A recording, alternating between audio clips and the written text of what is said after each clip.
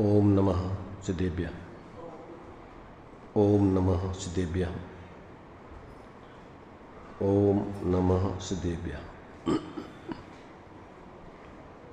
मंगलम भगवान वीरो मंगलम गौतमो गणी मंगलम कुंद कुंदाद्यो जैन धर्मोस्तु मंगलम सर्वमंगल मांगल्यम सर्वकल्याणकारकम प्रधानम सर्वधर्माणां जैनं जयतु शासनम जैनं जयतु शासनम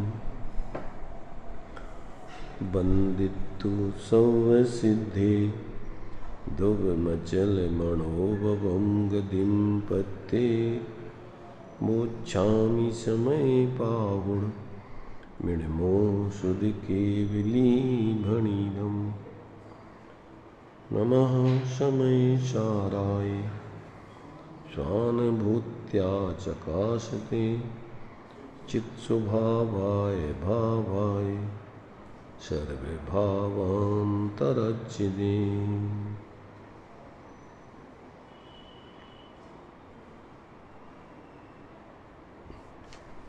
समय सारथी परिशिष्ट के अंतर्गत उपाय उपेय साधक साध्य ये यहाँ पर चर्चा भी चल रही है कि ये जीव यदि सुखी होना चाहता है तो जितने भी आज तक जीव हैं वो सुखी जो हुए हैं वो जिस विधि से हुए हैं वो विधि अपने लिए यहाँ पर एक ज्ञान मात्र भाव में आचार्य देव ने स्पष्ट की है। तो उस बात को ही यहाँ पर आचार्य अमृतचंद देव ने इस परिशिष्ट में स्यादवाद के माध्यम से अनंत धर्मात्मक वस्तु स्वरूप को और फिर उस अनंत धर्मात्मक वस्तु स्वरूप की सिद्धि एक ज्ञान मात्र भाव में कैसे होती है उस विधि को यहाँ पर बताकर इस ग्रंथ को पूर्ण किया है। तो अभी 266 नंबर का अपना यहाँ पर कलश अपन ने लिया था कल, उसमें आचार्य देव ने अभी जो टीका में सामान्य से एक ज्ञान मात्र भाव में उपायोपेय तत्व की जो सिद्धि की थी उसी को अब कलशों के माध्यम से विशेष स्पष्ट कर रहे हैं। तो अभी इस 266 नंबर के कलश में कि जो जीव एक ज्ञान मात्र भाव की भूमि को प्राप्त करके उसकी आराधना करते हैं, उसका आश्रय करते हैं, वो तो साधक बन करके सिद्ध हो जाते हैं और उनका मोह क्षीण हो जाता है, मोह से वो रहित हो जाते हैं। परंतु जो जीव इस प्रकार से अपने उस ज्ञान मात्र भाव की आराधना न करके और जो बाहर में ही मूर्छित बने रहते हैं वे जीव मोही मिथ्या दृष्टि बने रहकर चतुर्गति के ही पात्र बने रहते हैं, वहीं भ्रमण करते हैं, निरंतर परावलंबन रूप आकुलता जनक दुख को भोगते हैं। इस कलश में उस बात को सिद्ध किया था। तो अब जो इस प्रकार की साधना करते हैं, अब वो जीव चूँकि सब जीव अनादिकाल से तो अज्ञान दशा में रहे हैं, अब उन अज्ञान दशा की जो है उनके लिए जो स्थिति बनी हुई है उसका अभाव होने की जो विधि है, तो सबसे पहले या तो गुरु उपदेश से या पूर्व सुने हुए उपदेश से स्वयमेव काललब्धि आदि आने पर, अथवा ऐसा कहो कि ये दो प्रकार से कथन इसमें किया गया है। एक तो पर्यायगत योग्यता जब पक जाती है तो गुरु का उपदेश उनको मिलता है और वो समझ करके अपना कल्याण कर लेते हैं। तो इसमें काललब्धि अपनी उपादान की तरफ से कथन है, गुरु उपदेश आदि निमित्त की तरफ से कथन है। और कोई भी कार्य होता है तो मूल में निमित्त और उपादान 2 चीज़ें हैं उसमें, और वो 5 चीज़ें उसमें गर्भित हो जाती हैं, जो 5 संभाव बतलाए हैं। व्यवहार काल लब्धि उसी में गर्भित हो जाती है, बाहर के सद्भाव अभाव रूप निमित्त उसमें शामिल हो जाते हैं, और जो कार्य जिस पदार्थ में होता है वो उपादान, जिस प्रयत्न से होता है वो पुरुषार्थ, और जो कार्य होता है वो भाग। ऐसा 2 में गर्भित हो जाता है सब। क्या? जिसमें कार्य होता है वो वस्तु उपादान, जिस प्रयत्न पूर्वक होता है वो पुरुषार्थ, जो कार्य होता है वो भाग्य या होनहार, और जिस समय होता है, जिस संयोगों के सद्भाव अभाव पूर्वक होता है, वो सब निमित्त में चले जाते हैं। तो इस प्रकार से ये दोनों बातें यहाँ पर उन्होंने सामान्य रूप से ले ली हैं। तो अब इसका अपन ने जो है कल विचार कर लिया था, इसके संबंध में जो है जो पंडित बनारसी दास जी ने एक छंद दिया है, देखो उसको भी पढ़ लेते हैं। उसमें भी बहुत सुंदर भाव इसमें स्पष्ट किया है उन्होंने। चाक सो फिरत जाको संसार निकट आयो, पायो निज सम्यक मिथ्यात नाश करी के, निर्द्वंद मन सा सुभूमि साध लीनी जिन, कीनी मुख्य कारण अवस्था ध्यान धर के, सो ही शुद्ध अनुभव अभ्यासी अविनाशी भयो, गयो ताको करम भरम रोग गरी के, मिथ्यामति अपनो स्वरूप ना पिछाने ताते, डोले जग जाल में अनंत काल भरी के। ये जो अपन ने अभी 266 छंद पढ़ा था, उसका ही ये सवैया 31 में इन्होंने अर्थ किया है। देखो बहुत सरल है इसका अर्थ। चाक सो फिरत जाको संसार निकट आयो, पायो निज सम्यक मिथ्यात नाश करके। चाक तो सब लोग जानते हैं, चक्का होता है जो चक्का, तो चक्का तो घूमता ही रहता है। गाड़ी का चक्का होता है, कोई भी चाक ले लो आप, तो वो घूमता ही रहता है। तो कहते हैं कि जीव अनादिकाल से तो चक्र गाड़ी का पहिया जैसा घूम ही रहा है चारों गतियों में। तो चाक सो फिरत जाको, अब संसार निकट आयो। अब जिसके संसार का किनारा आ गया हो, अब वो संसार के चक्र से छूटना चाहता हो या छूटने की उसकी स्थिति बन रही, तो वो क्या करता है फिर? पायो जिन सम्यक मिथ्यात नाश करके।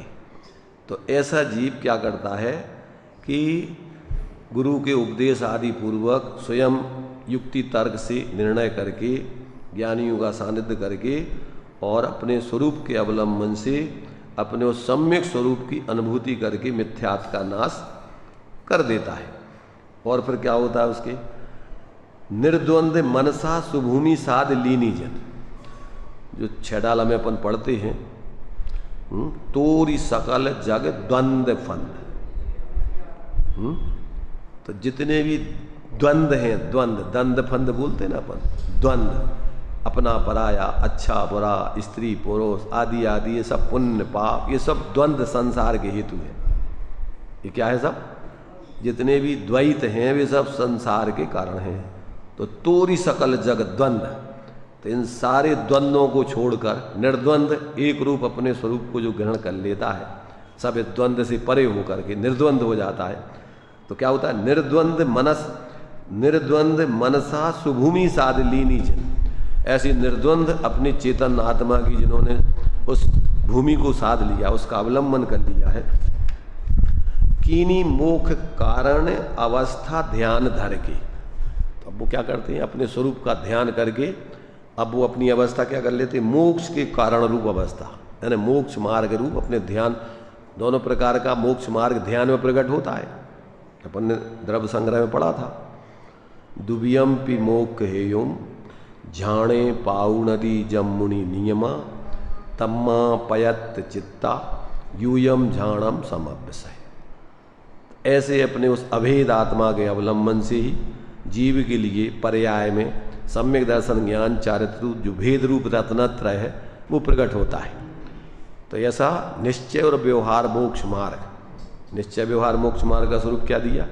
द्रव्य संग्रह में ही सम्मदंसन्नाणम चरणम मोक्षस्य कारणम जाने व्यवहारा और निश्चय दो तत्तीय मयो नियो अप्पा। तो जब भेद सम्यक दर्शन ज्ञान चारित भेद से विचार करो तो व्यवहार, और उन तीन मय एक आत्मा को ग्रहण कर लिया वो कहलाता निश्चय। तो कहते जो ध्यान अवस्था में ही दोनों प्रकार का ऐसे उस अभेद आत्मा की अनुभूति पूर्वक ये रत्नत्रय सम्यक दर्शन ज्ञान चारित्र आदि की सिद्धि होती है। तो कहते हैं कि निर्द्वंद मनसा सुभूमि साध लीनी जिन कीनी मुख कारण अवस्था ध्यान धर के, ऐसे अपने स्वरूप ध्यान से मोक्ष के कारण रूप अवस्था यानी दोनों प्रकार की मोक्ष मार्ग की सिद्धि उनने ध्यान में प्राप्त कर ली है। सो ही शुद्ध अनुभव अभ्यास अविनाशी भयो, ऐसा जीव ही अपने उस शुद्ध आत्मा का अनुभव करके उसके अभ्यास के बल से उस अविनाशी सिद्ध दशा को प्राप्त कर लेता है। तो सो ही शुद्ध अनुभव अभ्यासी अविनाशी भयो और गयो ताको कर्म भरम रोग गर के। उसका क्या हो गया? सब कर्म द्रव्य कर्म भाव कर्म नो कर्म और मिथ्यात्व का भ्रम, ज्ञान में जो भ्रम था वो गर्क में चला गया। कहते वो कहाँ के चला गया? वो डूब गया, सब समुद्र में डूब गया वो। तो वो जो है इस प्रकार से उसके सब कर्म खत्म हो गए और भ्रम खत्म हो गया, गर्क में चला गया अर्थात समाप्त हो गया। अब ये तो हो गया, माने जिस जीव को इस प्रकार से यानी जिसका कल्याण होता है तो उसकी तो ये विधि बताई। अब जो ऐसा अनुभव नहीं करता है तो मिथ्यामति अपनो स्वरूप ना पिछाने ताते डोले जग जाल में अनंत काल भर के। जो मिथ्या बुद्धि को धारण करते हुए पर में ही मूर्छित होकर के जीते रहते हैं, ऐसे जीव कहते हैं जग जाल में संसार के चतुर्गति जाल में ही अनंत काल तक भ्रमण करते हुए दुख भोगते रहते हैं, ऐसा जानना चाहिए। तो ये अपन ने 266 नंबर का जो कलश पढ़ा था उसका जो है बनारसी दास जी का अपन ने ये सभैया 31 के माध्यम से भाव पढ़ा। अब 267 नंबर का कलश है, अब देखिए उसी को और स्पष्ट करते हैं। स्यादवाद कौशल सुनिश्चल संयमाभ्याम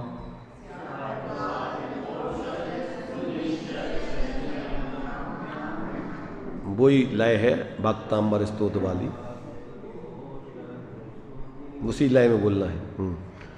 स्यादवाद कौशल सुनिश्चल संयमाभ्याम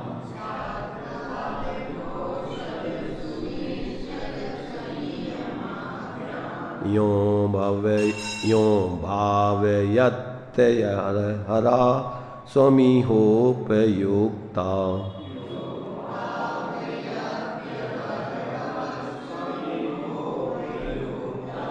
ज्ञान क्रिया नय परस्पर तीव्र मैत्री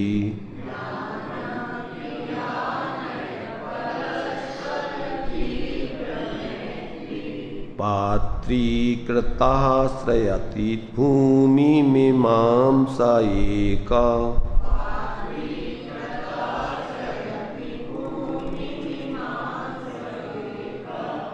इसका हिंदी है स्यादवाद कौशल तथा संयम सुनिश्चल से ही सदा जो निज में जमे हैं विज्ञान एवं क्रिया की मित्रता से सुपात्र हो पाते भूमिका को।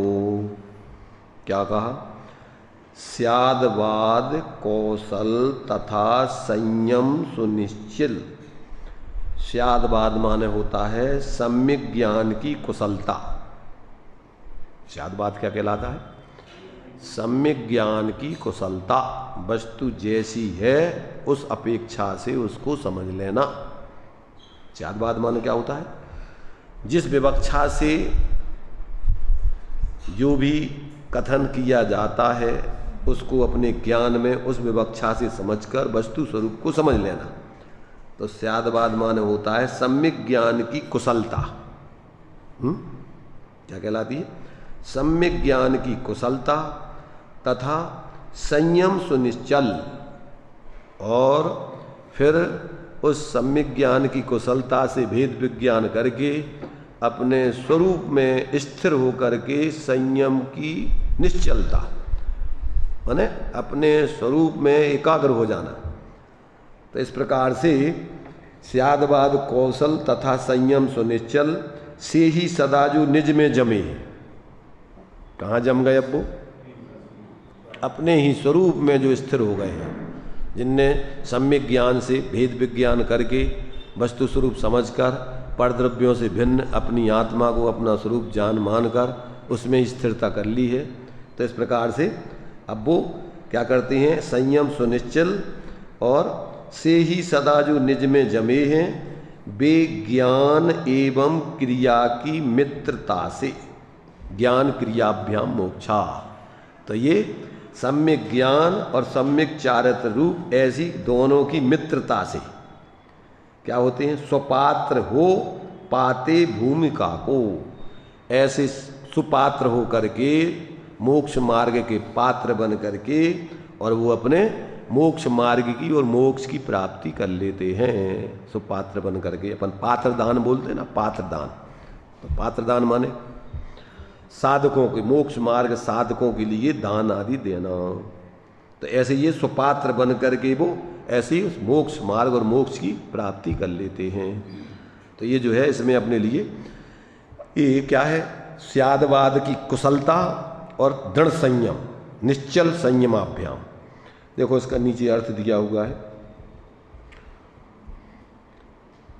इस भूमिका का आश्रय करने वाला जीव कैसा होता है? सो अब कहते हैं, क्या माने जो पुरुष स्यादवाद कौशल सुनिश्चल संयमाभ्याम, स्यादवाद में प्रवीणता तथा रागादिक अशुद्ध परिणति के त्याग रूप सुनिश्चल संयम, इन दोनों के द्वारा यह उपयुक्ता अपने में उपयुक्त रहता हुआ, अर्थात अपने ज्ञान स्वरूप आत्मा में उपयोग को लगाता हुआ, लीन होता हुआ, अहा अहा स्वयं भावयति, प्रतिदिन अपने को भाता है।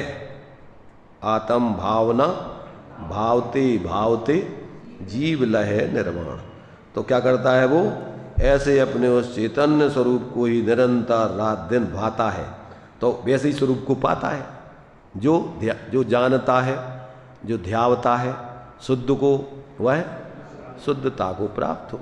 जो जानता अविशुद्ध को, अविशुद्धता को। जो बाहर में अपने को रागी द्वेषी सुखी दुखी शरीर आदि संयोगी ये मानता रहता है, वो अशुद्ध ही बना रहता है, चतुर्गति का पात। और जो अपने को सब पर से भिन्न एक ज्ञान स्वरूप चैतन्य अनुभव करता है, वो उस चैतन्य स्वरूप आत्मा को प्राप्त करके वो पूर्ण सुखी होता है। तो ऐसा है इस प्रकार से कि आहा आहा अर्थात निरंतर रात दिन प्रतिदिन अपने को भाता है, निरंतर अपने आत्मा की भावना करता है। सायिका वही एक पुरुष माने वही जीव ज्ञान क्रिया नय परस्पर तीव्र मैत्री पात्री कृता, ज्ञान नय और क्रिया नय की परस्पर तीव्र मैत्री का पात्र रूप होता हुआ इमाम भूमिम श्रयति, इस ज्ञान मात्र निज भावमय माने जो ज्ञान मात्र आत्मा है, अपने उस ज्ञान मात्र आत्मा की भूमि को यानी अपने स्वरूप को क्या है आश्रय करता है, उसको प्राप्त कर लेता है। भावार्थ, जो ज्ञान नय को ही ग्रहण करके क्रिया नय को छोड़ता है, उस प्रमादी और सुछंदी पुरुष को इस भूमिका की प्राप्ति नहीं हुई है। और जो क्रिया नय को ही ग्रहण करके ज्ञान नय को नहीं जानता, उस व्रत समिति गुप्ती आदि शुभ कर्म से संतुष्ट पुरुष को भी इस निष्कर्म भूमिका की प्राप्ति नहीं हुई है। जो पुरुष अनेकांतमय आत्मा को जानता है अर्थात उसका अनुभव करता है तथा सुनिश्चल संयम में प्रवृत्त है अर्थात रागादिक अशुद्ध परिणति का त्याग करता है और अपने उस ज्ञान स्वरूप आत्मा में स्थिरता करता है, इस प्रकार जिसने ज्ञान नय तथा क्रिया नय की परस्पर तीव्र मैत्री सिद्ध की है, वही पुरुष इस ज्ञान मात्र निज भावमय भूमि का आश्रय करने वाला होता है। अर्थात वही जीव धर्मात्मा और परमात्मा बनता है। वही जीव साधक और सच्चा साधक बन के अपने साध्य मोक्ष की पूर्ण सुख की सिद्धि करता है। इसके अलावा और कोई दूसरा नहीं। तो ज्ञान नय और क्रिया नय के ग्रहण त्याग का स्वरूप तथा फल पंचाष्टिका संग्रह ग्रंथ के अंत में विस्तार से कहा है। वहाँ से विस्तार से जानना चाहिए, यानी जिनको विस्तार से जानना है वो वहाँ से जाने। अब इसके लिए जो है ये नाटक समय सार में जो इसका अर्थ दिया है, देखो उसको भी पढ़ते हैं। स्यादवाद कौशल तथा संयम सुनिश्चल, से ही सदा जो निज में जमे हैं, बेही ज्ञान एवं क्रिया की मित्रता से सुपात्र हो पाते भूमिका को। सामान्य से इसमें उन्होंने दिया है। स्यादवाद में प्रवीणता और सुनिश्चल संयम के द्वारा अपने में उपयुक्त रहता हुआ जो पुरुष प्रतिदिन अपने को भाता है, वही पुरुष ज्ञान नय और क्रिया नय की तीव्र मैत्री का पात्र होता हुआ इस ज्ञान मात्र निज भावमयी भूमिका का आश्रय करता है। ऐसा जानना चाहिए। नहीं तो ये तो जो है हमने जो अर्थ पढ़ा है अभी, ये दूसरे इसका पढ़ लिया, ये भारत जी की जो हिंदी है ना उसका पढ़ा है। इसका भी जो है जो अर्थ अभी जो हमने दूसरा ये श्लोक पढ़ा है, छंद पढ़ा है 267, इसमें जो है देखो ये नीचे दूसरी भाषा ही है, सवैया 31 है ये। जे जीव ते दरब रूप तथा पर जाय रूप, जे जीव ते दरब रूप तथा पर जाय रूप, दो ने प्रमाण वस्तु शुद्धता गहतु हैं। जे अशुद्ध भावनी के त्यागी भय सरव था, विशेषों विमुख हुए विरागता बहतु हैं। जे ग्राही भाव त्याग भाव दो भावनी को, अनुभव अभ्यास विषय एकता करतु हैं। तेई ज्ञान क्रिया के आराधक सहज मोख, मार्ग के साधक आवादक महतु हैं। विनाश अनादि अशुद्धता होई शुद्धता पोख, और तापर नदी को बुध कहें ज्ञान क्रिया सो मोक्ष। क्या कहा इसमें देखो, इसमें पूरा स्पष्टीकरण दिया इन्होंने। क्या अर्थ है? ये जीव ते दरब रूप तथा परजाय रूप, दो ने प्रमाण वस्तु शुद्धता गहातु है। दो प्रकार से अशुद्धता बतला रही है। एक तो द्रव्य की अशुद्धता और एक पर्याय की या भावों की अशुद्धता। तो कहते हैं जो जीव द्रव्य रूप शुद्धता तथा पर्याय रूप भावों की शुद्धता, दो ने प्रमाण वस्तु शुद्धता घात हुए। जे अशुद्ध भावनी के त्यागी भय सरब था, विशेषों विमुख हुए विरागता बहत हुए। तो देखो दो प्रकार की अशुद्धता में अपने लिए, एक तो अपने लिए एक वस्तु दूसरी वस्तु से पृथक रहती है। क्या रहती है? एक वस्तु दूसरी वस्तु से पृथक रहती है। अब चूंकि अनादिकाल से जीव कर्म और शरीर आदि नो कर्म आदि का संयोग एक चित्रावगाही संबंध चलाया है। क्या चलाया? एक क्षेत्र अवगाही संबंध चलाया है। तो अब ये दो द्रव्य मिलकर के असमान जाति द्रव्य पर्याय बन गई है। क्या बन गई है? असमान जाति द्रव्य पर्याय बन गई। तो अब अपन को ऐसे लगता है कि ये आत्मा और शरीर पुद्गल आदि एक वस्तु हो गए। कैसे लगते अपन को? ये दो द्रव्य अलग अलग दिखाई देते क्या? ऐसे लगता जैसे अब ये दोनों एक ही हो गए। ये तो द्रव्य में अपन को दोनों की पृथकता नहीं दिखना, जबकि द्रव्य की शुद्धता क्या है? प्रत्येक वस्तु अपनी गुण पर्यायों से अभिन्न और परद्रव्य गुण पर्यायों से भिन्न अभी भी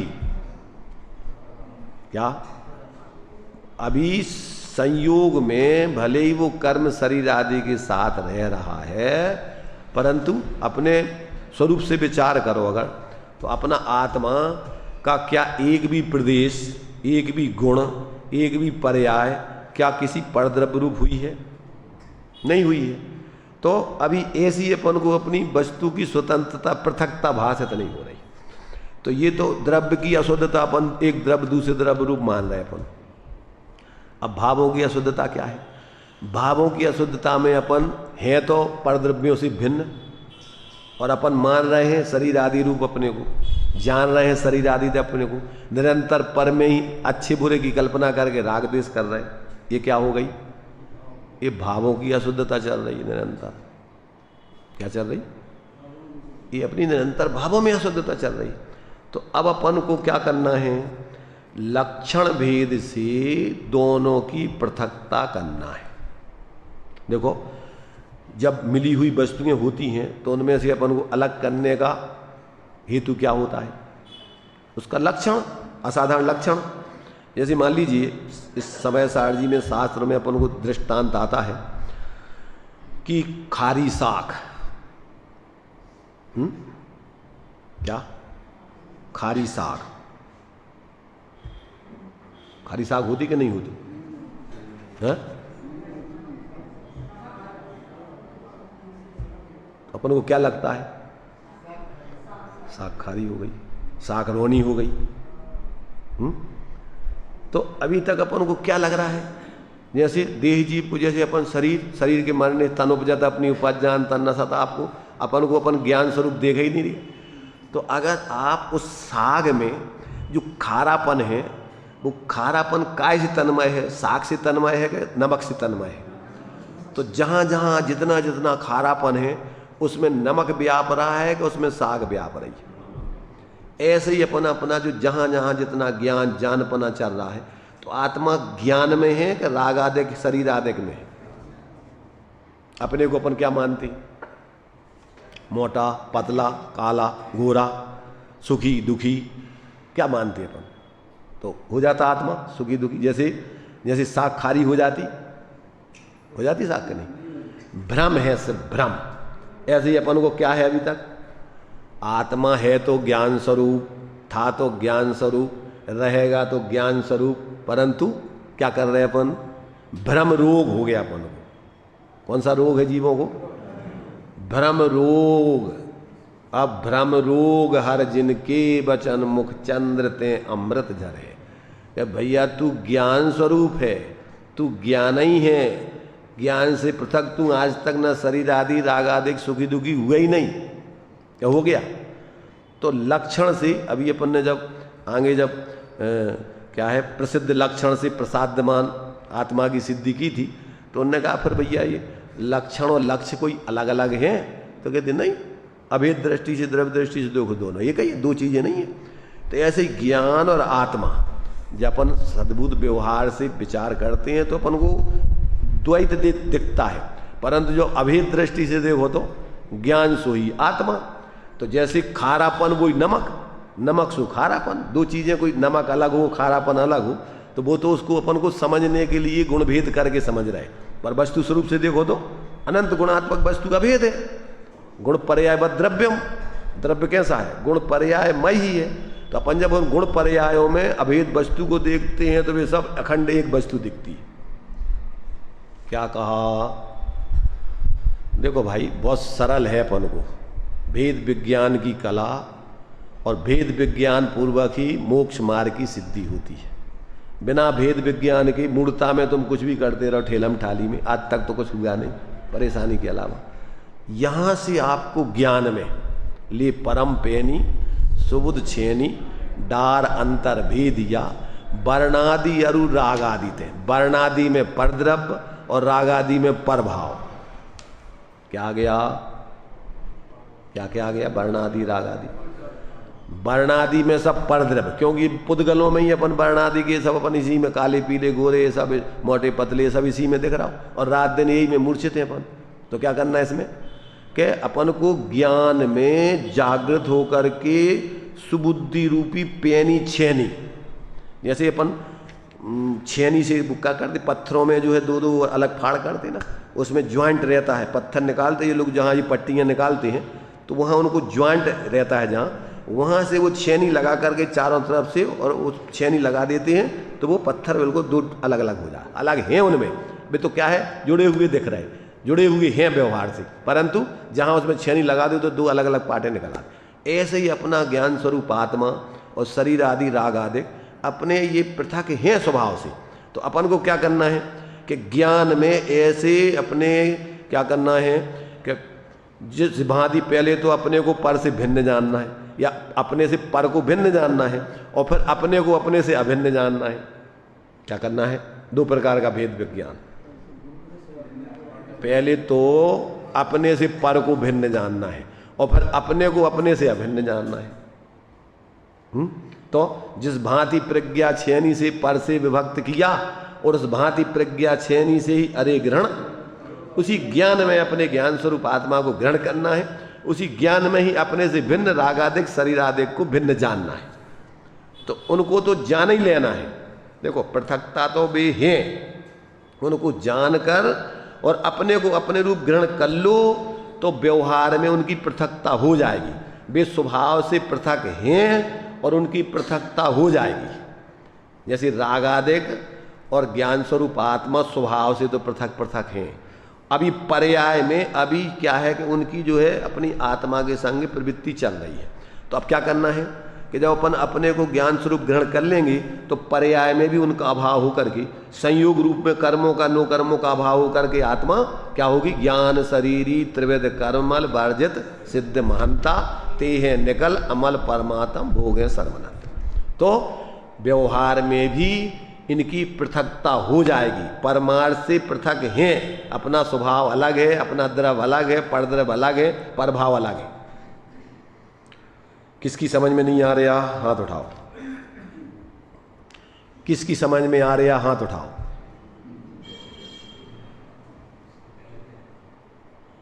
अभी सिर्फ अपन को बुद्धि की तल पे समझ में आ रहा होना चाहिए, पहले तो अभी बुद्धि की तल पे आएगा और फिर अनुभव के तल पे आने चाहिए। अभी तो पहले जब तुम तत्व का निर्णय के काल में, अभी तुम्हें जब स्वापर का भेद विज्ञान अभी निर्णय में नहीं होगा तो अनुभव उसको अपने स्वरूप को ग्रहण करके फिर अनुभूति निर्विकल्प कैसे करोगे। तो अभी तो पहले ये अपन को सविकल्प दशा में आगम के आधार से युक्ति तर्क लगाकर ये उपदेश अपन को आचार्यों का परंपरा से चल रहा है। इतने तल पे अभी समझ में आ जाए तो समझ लो व्यवहार की अभी तुम्हारे अंदर समीचीनता आ गई। अब परमार्थ की समीचीनता कब आएगी कि जब अंदर में तुम अपने ज्ञान को उस ज्ञान स्वरूप आत्मा को ज्ञान में ज्ञान स्वरूप आत्मा को अभेद करके निर्विकल्प अनुभूति कर लोगे, उस समय तुम्हें अलौकिक जब निजातम अनुभव आएगा तो क्या होगा है, क्या होगा उस समय, मन शांत भयो मिट सकल द्वंद्व चाख्यो स्वातम रस दुख निकन। उसी समय तुम्हारी आकुलता खत्म होगी और अंदर से अतीन्द्रिय आनंद निराकुलता तृप्ति महसूस होने लग जाएगी। ये यहां से मोक्ष मार्ग चालू होगा। अब ये जब तक व्यक्ति अपने जीवन में, देखो ये तो अभी समझने के तल पर, देखो धर्म बस इतना ही है, धर्म वेद विज्ञान करके और अपने स्वरूप की आराधना करना, इसका नाम धर्म है। अब उसके लिए तुम घर में रह के एक देश करो और चाहे घर छोड़ के जंगल में जा करके साधु बन के करो, पर काम ये करना है। इधर घर छोड़ करके घर घर फिरे, घर छोड़े निज घर मिले तो घर छोड़ो संत, और घर छोड़े घर घर फिरे तो घर मत छोड़ो कंत। क्या अगर तुम्हारे लाने एक घर छोड़ के और फिर इस शरीर की व्यवस्था के लाने घर घर घूमने पड़ो तो क्या फायदा इसे। अगर तुम्हें ये घर बाहर को घर छोड़ के और निज घर की प्राप्ति हो जाए तो घर छोड़ना तुम्हारा सफल हो गया। अब तुम शाश्वत घर में मोक्ष महल में पहुंच के अनंत काल तक के लिए आनंद भोगोगे। और अगर इसको नहीं किया तो ये कार्य तो जीव ने अनंत बार कर लिया। क्या बिना अपने घर को प्राप्त किए घर छोड़ करके भटकते रहे, पर चार गति की पात रहे, उसमें शांति तो नहीं आई। तो ये कार्य अपन को जहां हो जिस स्थिति में संगी पंचेंद्री भव्य जीव चारों गतियों का जीव वेद विज्ञान करके अपने स्वरूप की अनुभूति पूर्वक सम्यक दर्शन ज्ञान की प्राप्ति पूर्वक मोक्ष मार्ग का प्रारंभ कर सकता है। पूर्णता तो एक मनुष्य पर्याय में ही होती है। मनुष्य पर्याय की पूर्णता कहाँ होती है? एक मनुष्य पर्याय में, कर्म भूमि में, वो भी केवली सुध केवली आदि के पादमूल सानिध्य में ही। पर अभी मोक्ष मार्ग में तो पंचम काल के आखिरी तक 3/4 मोक्ष की साधना करने में कोई बाधा नहीं। कितनी? 3/4 जानते हो? 4 कसाएं हैं, अनंतानमंदी, अप्रत्यख्यान, प्रत्यख्यान, संजलन। रुपया में 4 चौवन्नी होती हैं। तो अब तो भी 4 चौवन्नी वाले खत्म ही बात है। तो क्या है कि उसमें से 3 चौवन्नी बराबर 75% तो अभी आप स्वरूप की आराधना अभी कर सकते हो, इसमें कोई बाधा नहीं। और गृहस्थ अवस्था में 58 50% तो घर गृहस्थी में रह के आप, पर शर्त एक ही है कि सभ्य संसार असारा। संसार तो में सब तरफ से असार सार नहीं देखने चाहिए कि नहीं साबित है। मंदिर में स्वाध्याय में तो हाँ ये सब बेकार है, बेकार। या मरघट के, अब तो मरघट के टाइम पे भी असार नहीं दिखता कुछ, क्योंकि वहाँ पर भी अब टाइम नहीं है लोगों को देखने को। कजूत गप्पे ठोकत रहे, मोबाइल चलाते, पान खाते रहे, तम्बाकू खाते रहे, गुटखा खाते रहे, गप्पे ठोकते रहे, होते भी अब बैराग खत्म होगा। अरे भाई देखो, ये अपन को सारी चीजें चेतने के साधन थे, निमित्त थे। 24 घंटे अपन देख रहे संसार में, ये चले गए, वे चले गए, वे चले गए, वे चले गए। कहाँ चले गए? कितने चले गए? कितने चले गए भाई? भी अपने से बाहर चले गए कि अपने में चले गए? कितने चले गए? अरे भाई वे भ्रम से तो मान रहे कहीं चले गए, वे चले कहीं नहीं गए। आत्मा को छोड़ के, अपने चतुष्टय को छोड़ के क्यों नहीं जाता, पर अपने स्वरूप को भूल करके वो चतुर्गति चक्र में इस प्रकार शरीर में मूर्छित होकर घूमता है। तो भ्रम से ऐसे लगता है कि मर गए, मर गए। कब मर गए? भ्रम है सर। जब अपने स्वरूप को अपन को बोध हो जाए तो फिर कहीं नहीं जाता वो अपने स्वरूप में ही रहता। जहां रहे वो अपने स्वरूप में ही रहता है, वो अपने स्वरूप को छोड़ते नहीं। तो वो तो जब तक अभी संसार है तब तक वो थोड़े भाव, जब एक बार भी अगर समाधि मण कर लेगा तो अब ज्यादा वो संसार में नहीं रहता, पर वो तो अब अपने स्वरूप में ही पूर्ण स्थिर होकर के फिर अनंत काल तक के लिए सिद्ध दशा में रहता है, अपनी सहज स्वभाव की आराधना।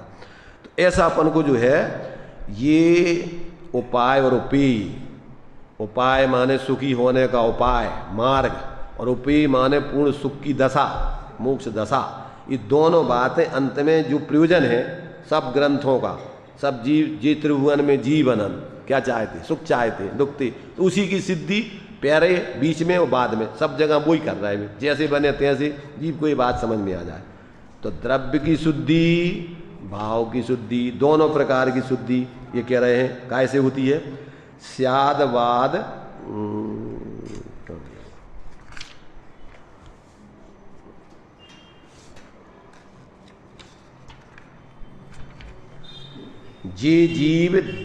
जे जीव ते दरब रूप तथा परजाय रूप दो ने प्रमाण वस्तु शुद्धता घात हैं। जे अशुद्ध भावनी के त्यागी भय सरब था, विषय सो विमुख हुए विरागता बात हो। है ना? विषय आत्म के अहित विषय कसाय, इनमें मेरी परिणति न जाए। मैं रहूं आप में आप लीन, सो करऊं हो जो न जादीन। मेरी न चाहे कछु। किसकी? दौलत राम जी की। किसकी? दौलत राम जी ने लिखी वो तो स्तुति। किसकी चाहे? अपनी। मेरे न चाहे कछु और ईस, रत्नत्रय निधि दीजिए मुनीस। ये तो दौलत राम जी की चाय है। अपनी चाय क्या है? अपनी चाय ईमानदारी से विचार करो। अपन क्या चाह रहे? पद बाहर के, पैसा, ख्याति, लाभ, पूजा, मान, सम्मान। अंदर में देखो झांक के क्या चाह रहे अपन। अगर ये अपनी मेरे न चाहे कछु और इस रत्नत्रय, अगर ये चाय प्राप्त अंदर से तुम्हारी बिल्कुल ईमानदारी से समझ पूर्वक अगर ये पैदा हो जाए भावना, तो ज़्यादा समय नहीं लगेगा भटकने। क्योंकि भटकाने वाली अपनी विपरीत वृत्ति और सुलटाने वाली अपनी स्वयं की सम्यक समझ और सम्यक वृत्ति। तो अब जब तुम्हारे अंदर में समझ सही पैदा हो जाए, सम्यक वृत्ति की तुम्हारी भावना और प्रयत्न चालू हो, अब तुम्हें कौन भटकाएगा? कोई दूसरा भटका रहा क्या? संसार में कोई बैठा क्या? इसलिए तो कहते हैं कि जे अशुद्ध भावनी के त्यागी भय सर्वथा विशेषों विमुख हुए विरागता भातु हैं।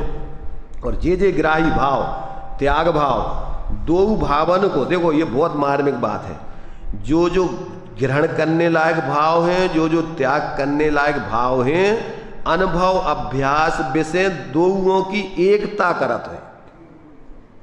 क्या दोनों की एकता कैसे करत है? त्याग भाव और ग्रहण भाव को कहते अनुभव के अभ्यास में दोनों की एकता करत है, दोनों को एकता करत है। क्या एकता? अरे भाई उसको अर्थ बताओ ना कि दोनों की एकता करत है मतलब क्या? अरे अनुभव के काल में दो ही काम एक संग होते हैं। जिस समय तुम स्वरूप का अनुभव करोगे तो उस समय पर का अनुभव, राग द्वेष मोह का अनुभव भी करोगे क्या? तो उस समय तुम्हारे राग द्वेष मोह का अभाव भी हो जाएगा और उस समय तुम्हें स्वरूप ज्ञान आत्मा का आनंद का अनुभव चलेगा। तो दो ही काम एक संग हो जाएंगे अनुभव के काल में। कौन से दो ही काम? एकता करा थे, त्यागने योग भाव छूट जाएंगे और ग्रहण करने लायक भाव ग्रहण हो जाएंगे। काय में? एक अनुभव के अभ्यास में। तो जे ग्राह्य भाव, त्याग भाव, दो भावन को अनुभव अभ्यास में से एकता करते हैं और तेई ज्ञान क्रिया के आराधक के सहज, यही ज्ञान क्रिया हो गई। कौन सी? अपने ज्ञान स्वरूप आत्मा की आराधना और राग द्वेष मोह का भाव, ये ज्ञान क्रिया भ्याम मोक्ष, दोनों से मोक्ष होता है। जो छोड़ने लायक है उसको छोड़ दो, जो ग्रहण करने लायक है उसको ग्रहण कर लो, तो मोक्ष कैसे हुई है? इन दोनों से। तो जो ग्रहण करना ज्ञान है और त्याग करना क्रिया माने तुम्हारी, ये चारत संबंधी है उसमें। तो इस प्रकार से कहते हैं जी ज्ञान क्रिया के आराधक सहज मोक्ष मार्ग के साधक अबाधक महतु है। तो सहज मोक्ष का मार्ग उनके जीवन में चलता है। कहते भी ऐसे महत पुरुष हैं, श्रेष्ठ पुरुष हैं, भी वास्तव में क्या है? साधक, मोक्ष मार्ग के साधक जानना चाहिए। तो इस प्रकार से यहाँ पर इन्होंने जिन जीवों ने द्रव्यार्थिक पर्यार्थिक दोनों नयों के द्वारा वस्तु की शुद्धता को ग्रहण किया है, जो शुभाशुभ अशुद्ध भावों के त्यागी हुए हैं, विषयों से सर्वथा विमुख हैं, वैरागी हैं, और जिन्होंने अपने आत्मा के अनुभव में ग्राही और त्याज्य भावों में एकता स्थापित कर ली। एकता माने अनुभव के काल में दोनों कार्य एक साथ कर लिए हैं। वे ज्ञान नय और क्रिया नय के आराधक, कर्मकृत बाधाओं से रहित मोक्ष मार्ग के साधक महान पुरुष जानना चाहिए। डकार आ गई, पेट भर को लगत। आ रहा समझ में कछु आ रहा हो अपनी समझ में कछु कि नहीं आ रहा? कि सिर्फ अपन चर्चा ही कर रहे अकेली?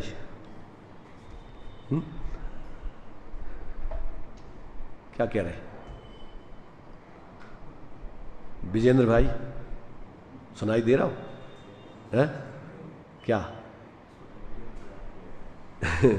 ज्ञान क्रियाभ्याम मोक्षा, अपने को ज्ञान स्वरूप अनुभव करना और ज्ञान स्वरूप अनुभव करने में राग द्वेष मोह का अभाव होना, इससे दोनों एक ही संग अनुभव के काल में हो जाते। ये दोनों चीजें अनुभव के अभ्यास में एक दोनों की एकता हो रही, दोनों की माने दोनों कार्य तुम्हारे सिद्ध हो रहे इसमें।